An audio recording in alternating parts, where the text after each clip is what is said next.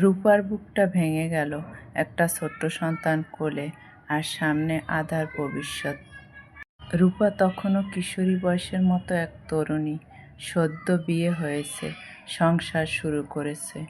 প্রথম সন্তান জন্মের কিছুদিন পর হঠাৎ স্বামী অসুস্থ হয়ে পড়ে।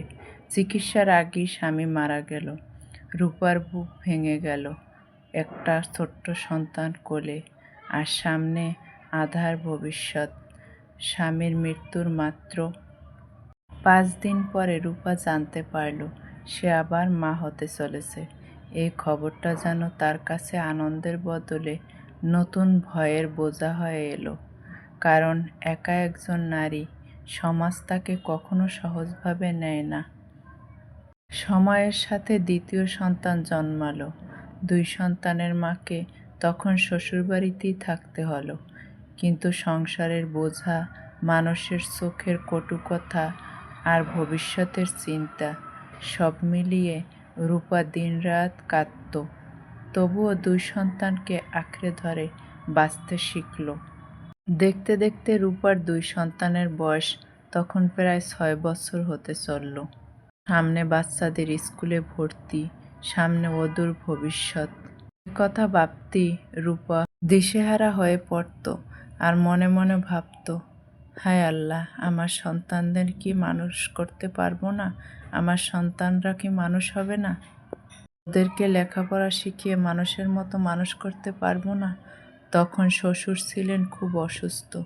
রূপা তাকে দেখে সেবা শুশ্রূষা করে নিজের বাবার মতোই সেবা দিল। শ্বশুর অনেকবার ভেবে বলতেন, আমার ছেলের সংসার ভেঙে যাক, তা আমি চাই না, তুমি এই ঘরেই থাকো। রূপার দেবর ছিল অবিবাহিত, পড়াশোনা শেষ করে ছোট একটা চাকুরি করত। রূপার শ্বশুর তার সাথেই বিয়ের কথা ভাবতে লাগলো, কিন্তু দেবরের অমত ছিল।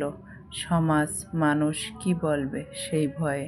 শেষমেশ অনেক টানাপোড়েন শেষে শ্বশুরের ইচ্ছেতে রূপাকে তার দেবরের সাথে বিয়ে দেওয়া হলো।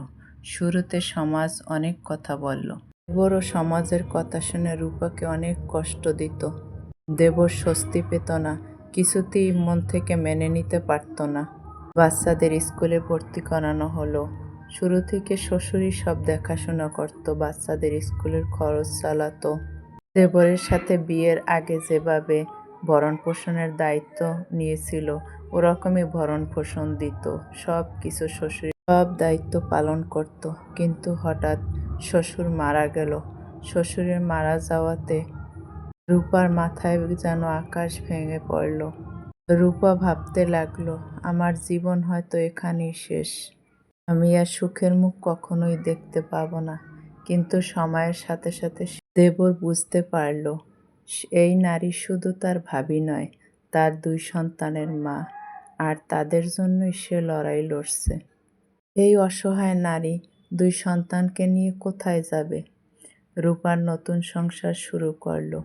হয়তো পথটা সহজ ছিল না, কিন্তু জীবনের লড়াইয়ে সে হার মানেনি। প্রথম স্বামী হারানোর বেদনা, সন্তানদের মানুষ করার সংগ্রাম, সমাজের চাপ, সব পেরিয়েও রূপা প্রমাণ করল, একজন নারী চাই নিজের জীবনের ভাঙা স্বপ্নগুলো থেকেও নতুন জীবন গড়তে পারে। আসলে নারীর শক্তি হলো সহ্য শক্তি। হয়তো তার কপালে কষ্ট লেখা থাকে, কিন্তু সেই কষ্টকেই পাথেয় করে সে নতুন জীবনের গল্প লিখে যায়।